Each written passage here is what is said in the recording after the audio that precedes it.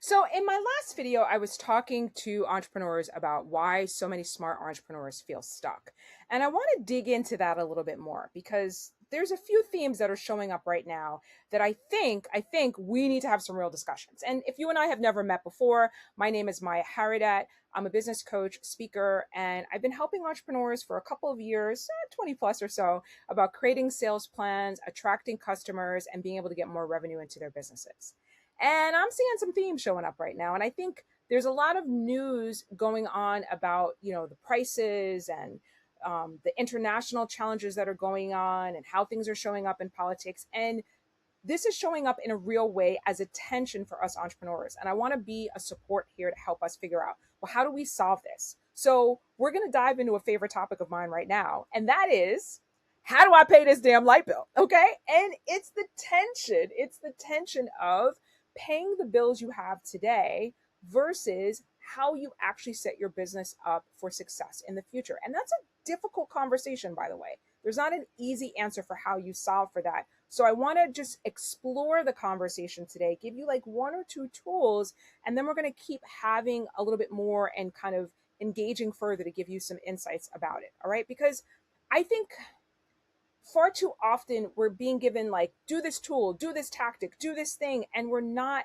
having real talk about what's showing up for a lot of us. Because the truth of the matter is your bills, my light bill as an example, is going to keep showing up whether you figured out tomorrow's opportunities or not. And yet at the same token, you know that with all this talk about AI and technology and how things are going to change, that if you're not thinking about the future, if you're not putting time and energy into putting that future plan together, you're going to wind up running into a challenge. So how do we navigate that as underestimated entrepreneurs? So let me pull back for a second and get you into a story that I think you might recognize. If you're an entrepreneur every morning, you got two jobs. All right. First one, and all of you have been running businesses for a while, you will understand this immediately. Your first job is to maintain what you already got. Who are the clients that you are working with? What are those invoices and when do they have to get out? Who hasn't paid you? When do they need to pay you? What goes on with the taxes? Let me check the emails and make sure I responded to everyone, all my texts, my Slack messages, the payroll, oh my gosh, and just the general operations that keeps the light on. It is super easy to get consumed in that work and spend 25/8. And yes, I did the math correctly, 25/8 on that world. But your second job as an entrepreneur, the one that often gets ignored, is to create what's next. Now, when you first got your business started, you probably spent a lot of time here, going out to the networking events, building new relationships, engaging people that you hadn't spoken to in a while, like, former colleagues or former people from different networks and associations that you were with, putting new offers out, testing opportunities and new partnerships. The challenge is that once you get your business up and running, and especially with all of the noise that we have out there right now going on, is that it's so easy to just hear that first job screaming loudly at you because it's urgent, it's immediate, it's visible, it's in your face. The second job is quiet. And let's keep it real. Nothing really explodes if you ignored it for a day. You could probably even ignore it for a week or even a month. But eventually you're going to wake up and realize you've spent all of your time maintaining the business you have and not creating the business you want. And let me contextualize this because I'll throw my own self out there, my own story. I'm even referencing those of you that you might have figured this out a few years ago, where you would look in your inbox and realize after 2 to 3 months, your cash flow is going to run out. That was actually one of the big reasons why the PPP loans got started. I don't want to get into too much controversy, but I will say this, that Congress understands how small businesses work. Believe it or not, they do. They know how the tax revenue works. And they didn't want all those employees being laid off overnight. And there was a reason why they got that money out as fast as they did. And there was a reason why it was a whole 90-day period that they were paying you for, because they know the math. We know the math in this country. Most businesses, within 3 months, you're out of cash and you can't run. That's in that pre-period. Like, think about that for a minute if you can. Where we are right now is a whole nother conversation. So I just want to give you a little bit of a reprieve. This is not about you not knowing how to manage your time, not being disciplined, not being on your A game. This has nothing to do with that. This is a human problem. Our brains are wired to focus on what's immediately in front of us, right? You've probably heard that scenario before. If you're like holding the baby, the doorbell rings, the phone rings, there's a pot on the stove, which one do you get first? Literally, which one do you get first? I mean, typically I'm like, okay, well, what's going on with the baby first? And then we'll take care of everything else, right? Like I might go get the pot next because I don't want the house to burn down, where the door and the phone, they can go to voicemail, the door, they can wait. I'll figure it out. We respond as entrepreneurs, right? We respond to small business owners. If the bill needs to be paid, you respond, you pay it, right? If there's a problem, a customer is asking you a question, or an employee is nagging you about something, you respond, right? We don't usually prioritize the opportunities that might pay off 6 months from now. And I want this video to be that like spark, that open moment where you really start to step back and analyze and think about, I have to figure out somehow, some way to not only handle my responsibilities right now, keep these lights on, but I need to be able to think about the future. And this is especially for those of my underestimated entrepreneurs that are responsible, that are always taking care of business, always making sure bills get paid on time. You've gone to the right jobs, the right schools, the right associations. Like you got all the right stuff on your resume, and you see yourself now in this quagmire where you're like, what are we going to do? Like people are depending upon me in order to make this work. I cannot take an unnecessary risk right now, Maya. This whole ideation creation thing you're talking about here, I ain't got time for that. I need to make money today. I'm going to challenge you on that. I'm going to challenge you to take a pause on that. Now, if you do anything in the financial literacy world, you already understand, or if you watch any of the videos that are teaching you about saving money and investing in the market and things like that, you already know where I'm about to go on this one, right? That compound interest, baby, pays off again and again and again. I'll even let you in on a little tip right here, right? For those of you right now that are like, yeah, this is all cute, Maya, but I won't have bandwidth for the next 6 months, the next year. I don't even know when it's going to happen. And then I'm going to challenge you and say, take 1% of every check that you get coming in right now and put that to the side. Pay your taxes, pay your bills like you're supposed to, put 1%. Notice I didn't say 5%. Notice I didn't say 10%. I said 1%. And just when you think that 1% won't matter, it does over time if you let it, right? But the challenge is that we have such a focus on the here and now. And that idea of creating that area where it's a little bit more mushy, right? I can't really judge and grade what it's going to look like. We don't like being in that space, but the creation is actually where the real income opportunities happen, by the way. I've started looking in the past couple of weeks at breadcrumbs within my own business. That's what I call them, breadcrumbs. Like it's little things that start showing up. Who are the people who are paying attention to things in ways that start giving me indications? Oh, wait a minute, this could be a future offer here. I didn't even think about this as an opportunity, but this could actually be a future offer, right? If I really, really position it well. If I listen to where are the problems showing up for the people in my world where they're paying for services, products and services that my business can provide, how can I support? How can I help?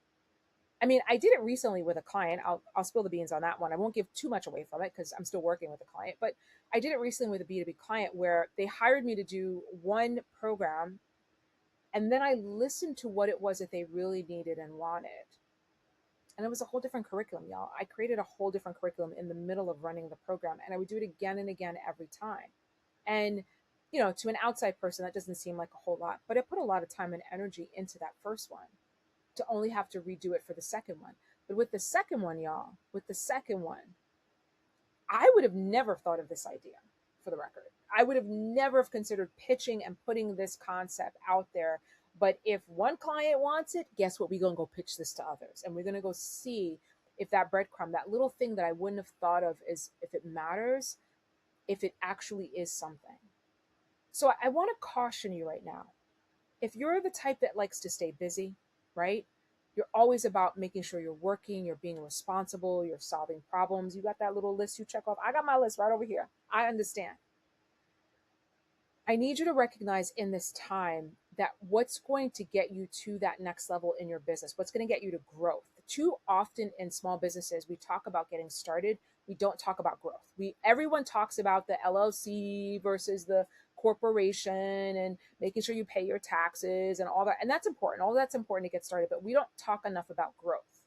And real growth is a strategy. It's asking different questions. It's always been hard. It's really hard right now. You're not going to move forward by working harder. You're not. It's not going to happen. You're not going to move forward and grow and reach that next revenue milestone by running faster. To some degree, for those of you that haven't reached certain financial milestones, you're going to have to run faster. I'm just going to put that out there to get to certain financial milestones. But at a certain point, once you cap out and you keep showing up at this number again and again and again, the faster is not going to get you there. Okay? Maintenance only protects today's revenue. It doesn't help you grow. You need both. You need to be able to juggle the maintenance and making sure you keep the clients happy and you keep them satisfied and you fulfill the work you're supposed to fill. And you also need the time to create. I worked with a client today. I think she'll be happy for me to share her thought. I asked her, I said, what did you do in the beginning years of your business when you got started? Because you were creating like crazy. Like right now, she's in maintenance mode. And she was like, I used to just walk around my city all the time. And then, I got my cup of coffee, sat back for a minute, paused, and we both laughed because we already knew what the answer was. I want to be clear. I'm not saying that you can't not pay attention to the work that you're working on. You've got to pay attention to that. Keep those light bills going. But I want you to expand the question.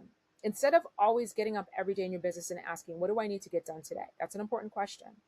I need you to say, what am I getting done today? And what am I doing this week that my future self will thank me for rather. And I want to be clear. I don't necessarily mean your future self, you have to work like the hard work, like you might think you have to type of thing. That 1% example I gave you for the record is an example of what that looks like if you want a real tangible tactical example. But I also want to challenge you even past that point, right? Because, if you do the math on the 1%, you're like, yeah, Maya, and like 500 years from now, maybe I'll have $100,000. Okay, fine, whatever. I will give you this though, because there's a number of financial examples and we could get into that. I'm not going to. I will give you this example. When problems occur, opportunity is at its greatest. And if you really step back and you start tracking the breadcrumbs right now, if you start looking at the patterns that are showing up, who do you talk to about the patterns that are showing up in your world right now? I don't care if you just go in the bathroom and close the door. If you're the only one that go in the bathroom, close the door, and start having them conversations about the patterns. Do your own walk in your own city, right? I spend time on my yoga mat. That's where a lot of these downloads and ideas start to happen. And yes, there are some tactical things to that. Go test some new marketing out there. Go talk to a couple of partners and see what people are saying and what's showing up. Start testing some ideas, exploring a trend that you probably wouldn't have thought of before. Like it just wouldn't have occurred to you to think about this trend, right? I actually don't care so much what the action is. I care that you start and you hang out in that space of creation. You hang out in that freaking woo-woo land of ideation, baby. And if you need help in like figuring out how to ideate, there's a gazillion different ways of being able to do it. The simple one I would say is just keep a notebook and jot down the ideas, the solutions that you wish existed. Even if you jot down 199 of them are bad, I don't care. Keep jotting them down. Keep looking for solutions. Keep challenging your brain. We had this power, by the way, when we were kids. That is one of the things I still do love about doing youth entrepreneurship programs.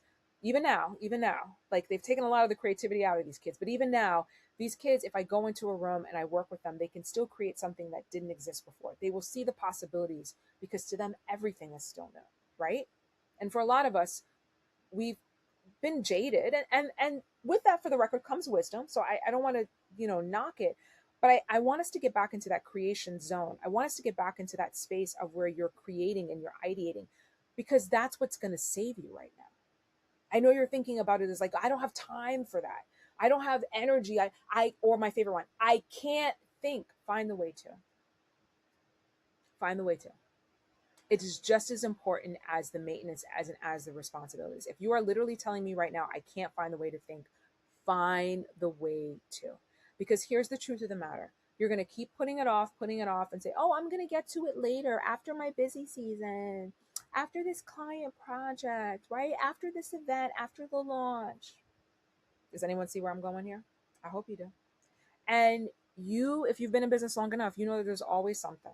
Every year when I ran my business years ago, I used to have this busy season from probably like March to like right around before Thanksgiving, although there would be a few things that would happen like early December. And then like December, January, I would pass out of exhaustion, right? Because I had been running. And then I would show up January, I was good. February, that's when the bills started getting a little rough, and I would start pushing them off till March, hoping that the next client shows up. Well, that cycle looks even different now. I mean, depending upon the cycles you might have had in your own business, it looks really different right now because there's always another project, there's always another fire, there's always something you have to put out. I want to challenge you to start examining this over the next 7 days. I want you to look at how much time that you're spending maintaining your current clients and how much time you're spending creating what's next. And be clear, I'm not saying that you should spend 50-50. Be clear, I'm not saying that I want you to spend all your time out in la la land either. I want to be 1,000% clear. Like, let the record know. I am not saying that you're just going to hang out in la la land on this thing. But what I am saying is that the creativity, the ideation, the idea space for that really, really responsible entrepreneur, that really, really responsible person that really wants to see their business grow, it's critical. It is critical for you to have the vision of what it is you want, even in the midst of all of these things that are going on. And if you don't have the vision yet, that's fine. Don't stress over it, okay? Hang out in that uncomfortable space. That's what these videos are about. Hang out in that uncomfortable space. Be okay being a little bit unclear and being a little bit in like a, you're going back and forth, like, oh, yeah, I don't know, this ain't really working, but I don't know. Be okay with it. Just ride that out, ride that wave out, ride that feeling and that momentum and those ideas out. Because that really is where you're going to find that growth opportunity from. Okay? Now, I want to be clear. There's something powerful about looking at your data to figure out what your growth is. I want to also say looking at your finances. They always talk about 80% of your revenue often comes from 20% of your customers. There's like some very tactical things that you can do along the way. But I do want to challenge you. There is a hidden cost of being responsible all the time. And for a lot of small businesses, that cost is that you don't get a chance to grow. The very traits that got you started and that helped you survive are not the ones that are going to allow you to succeed when we're dealing with change, because it feels difficult. And I'm okay with that being difficult. I just want you to just sit with that and rest with that and give yourself that time to explore. Give yourself that time to create. I don't care if you got to show up for a sip and paint event. Like, if you got to pay for that darn thing every week, go for it. If it's paying for a massage, I don't care. Give yourself that time to let that mental, like the thoughts in your mind just go wherever they go. All right? Because in this time of change, in massive change, there is a point of massive opportunity. And those of you that have been doing this work, that are not just waiting until the perfect solution shows up, that are really hanging out in that space, you're going to be the ones to leverage it when the time and the tide shifts. All right? Hope this video was tremendously helpful. If you haven't already, subscribe to this channel, because I'm going to be producing a few more videos in this series that are really going to dive into, well, how do I actualize this? How do I actually implement and execute on this one? All right? Have an amazing one, y'all.